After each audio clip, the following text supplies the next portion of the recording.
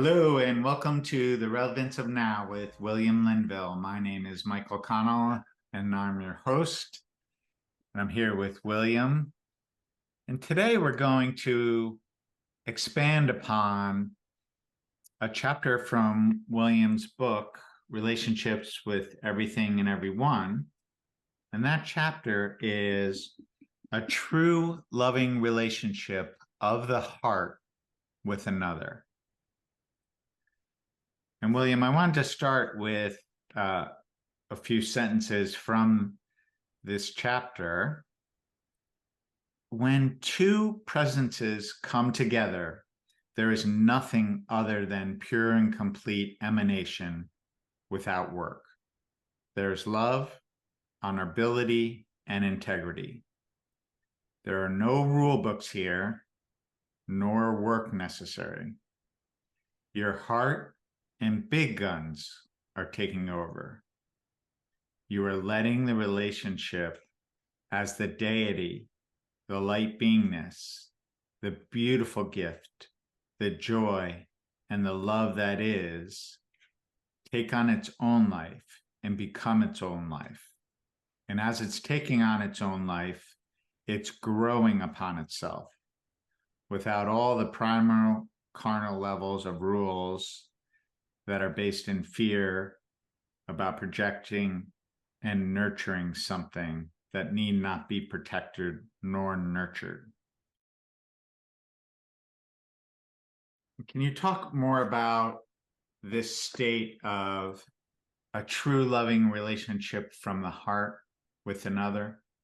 Absolutely, Mr. Michael. And number one, it's when you come together with another through the heart, where you're feeling that beautiful being in front of you in their own divine, pure perfection. You're going into it with excitement, exuberance, openness, vitality, no rules.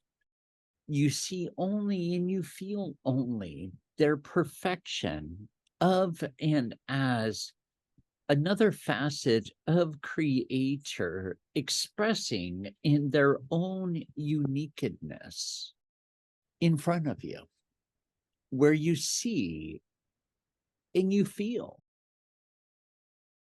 that beautiful radiance of light, that beautiful radiance of love in which they emanate, where first and foremost, you see, feel, and acknowledge that presence of light in front of you.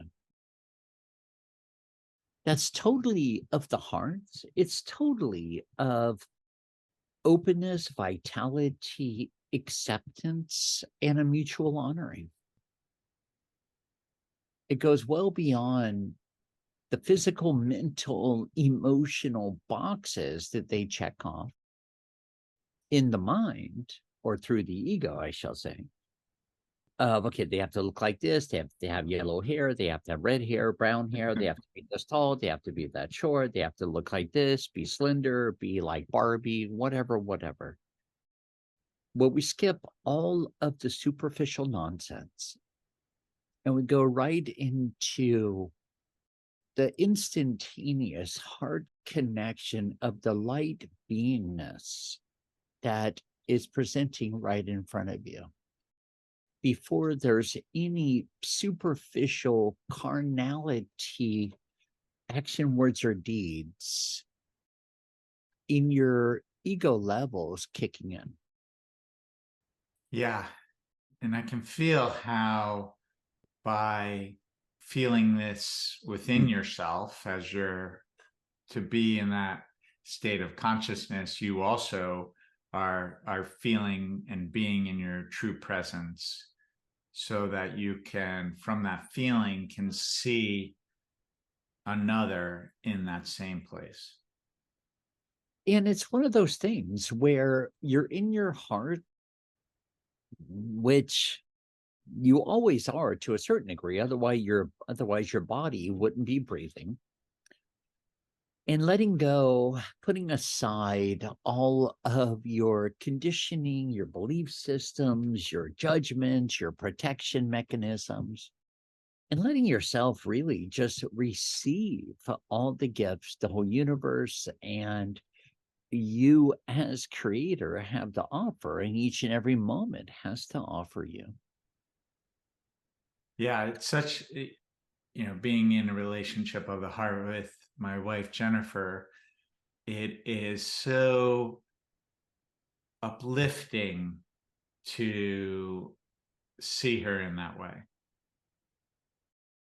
Yeah, because it's where you really see her, Yeah. not the worker, not the divine feminine, not the divine masculine, not all these other colorful boxes of what she does, what she doesn't do, where you really see her beyond conditioning, and Yeah. you see the truth of the one that you're walking with, heart to heart, side by side, to emanate, permeate, complement, express, and explore this world with, and the whole universe with. Yes. And so here we're talking about uh, a higher state of consciousness. And as we're all going in this body and we're waking up to that higher state of consciousness, many of us experience, relationships that have become work. Yeah, And you address that also in the book. Why has a relationship even begun to start to become work? Relationships don't take work. Defense does. Primality most definitely does. The winning, the losing does. The who's going to have the control, the domination, the responsibility for the whole, taking care of the whole, putting it into the body principle and so forth. That's a lot of work. But yet, what does that have to do with love? Where did that even come from besides carnality, survival, and the carnality of superseding another to gain momentum within your own life stream, to gain the power of domination that's collapsing anyway and truly equals aloneness and nothingness. absolutely.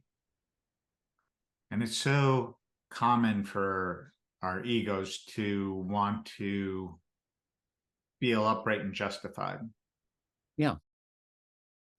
And that steps in.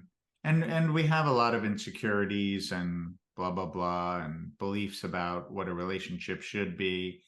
And often that's meant to push our buttons. Yeah, but it's kind of interesting, right? Because ideally,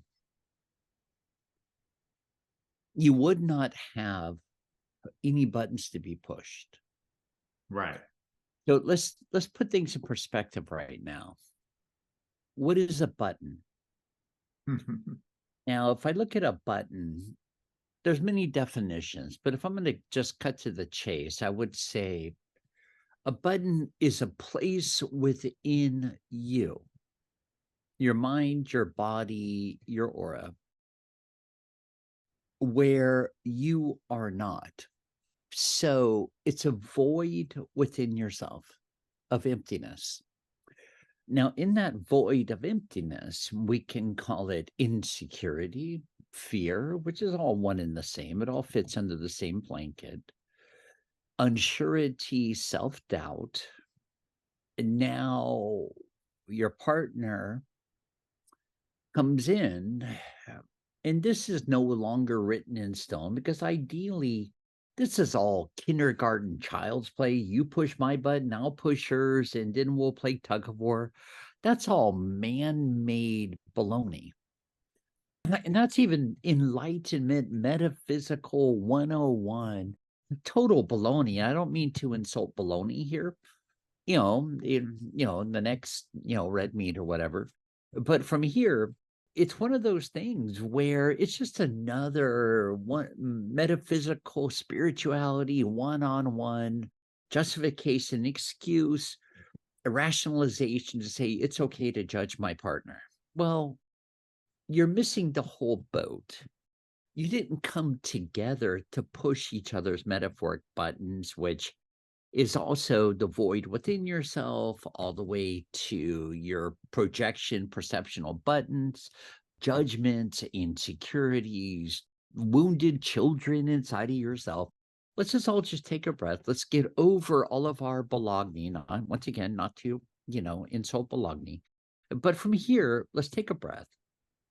Let's ask ourselves, in that moment, where do we get so distracted, so pulled out of the love that is there?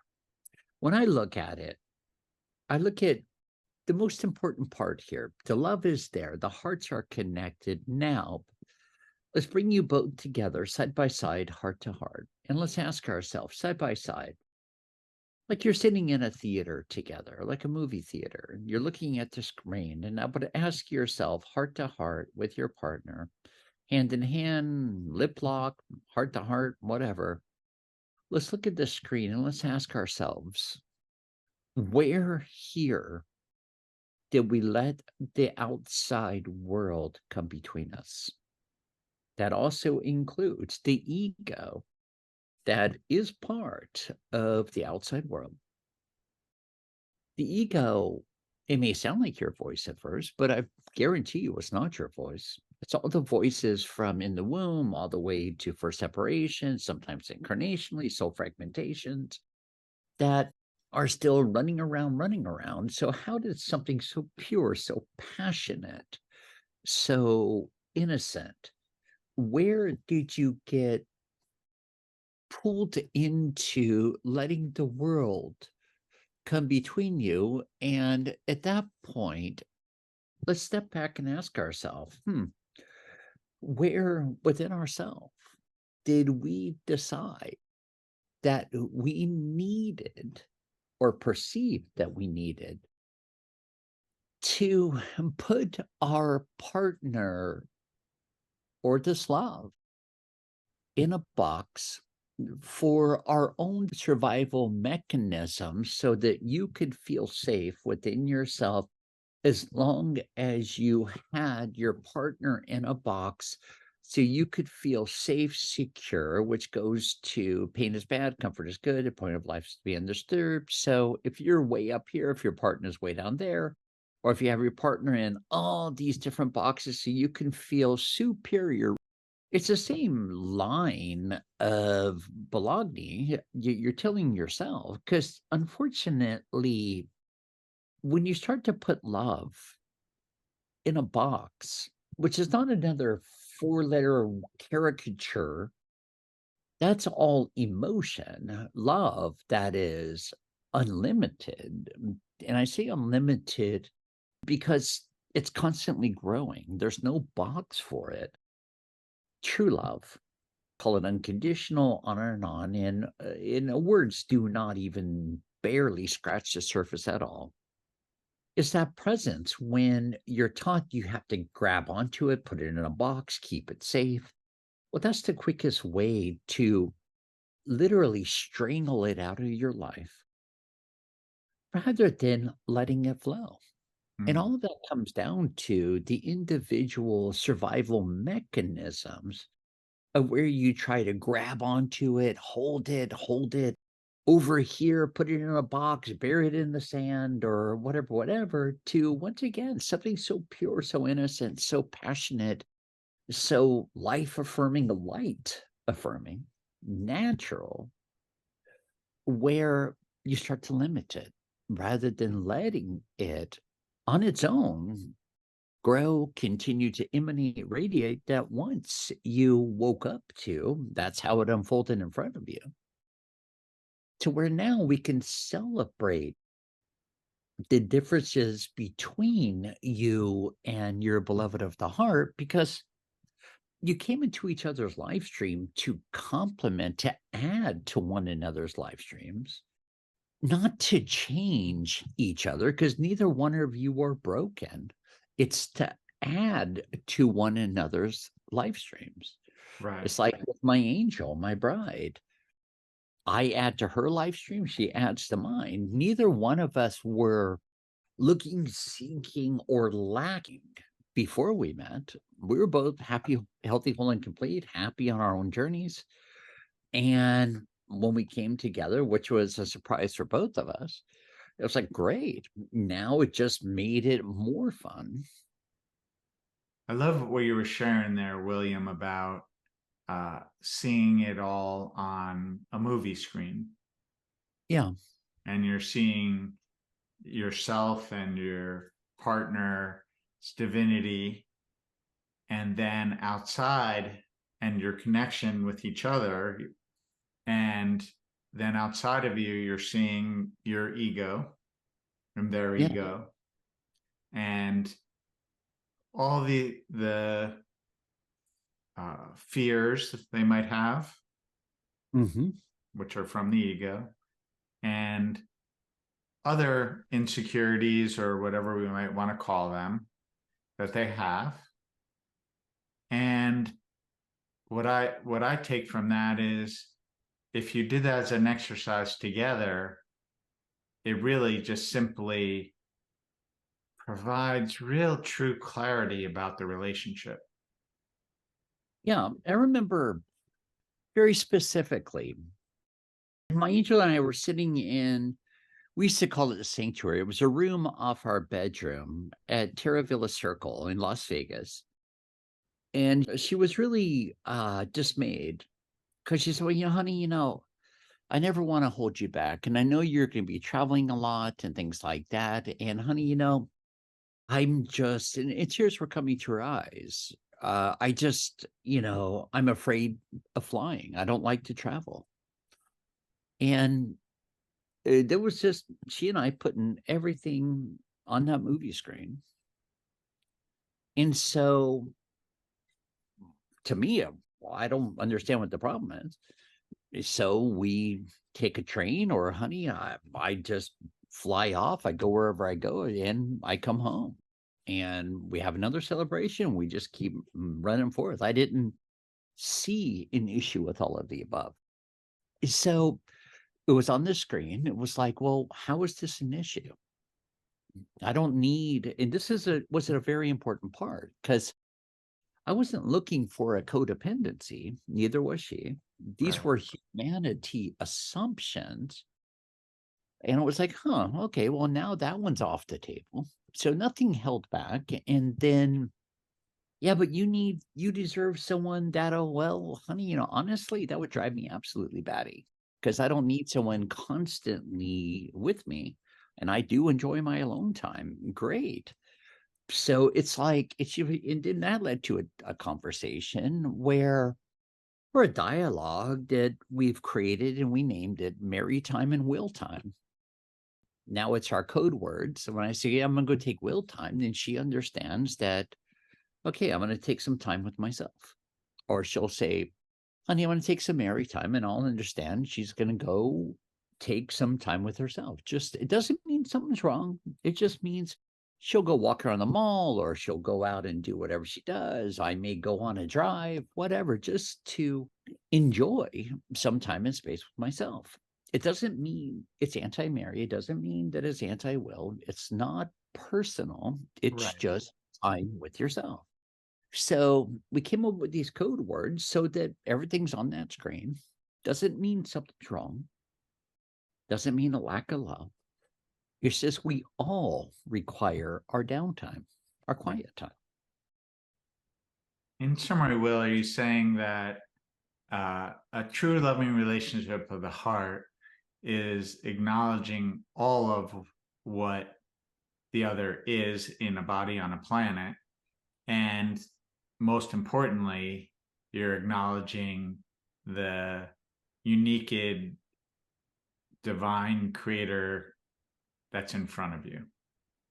And that's where the love is. And then everything else is outside of us and may need to be discussed, just like you're talking about. There's things that come up for us because we're human beings and we've have certain beliefs or judgments within us. But if we can just look at them outside of ourselves and talk about them, it resolves and dissolves them. There's always a solution. Fantastic. Well, thank you, William. This is very simple, very clear. And you know, as a listener, that William has a few books, and they really simplify life in the way that William has just simplified a relationship of the heart with another today. Living in a Body on a Planet is one of those books, and Relationships with Everything and Everyone is another. Thank you for joining us. This is The Relevance of Now with William Linville. Please click subscribe. Join us next time. Namaste.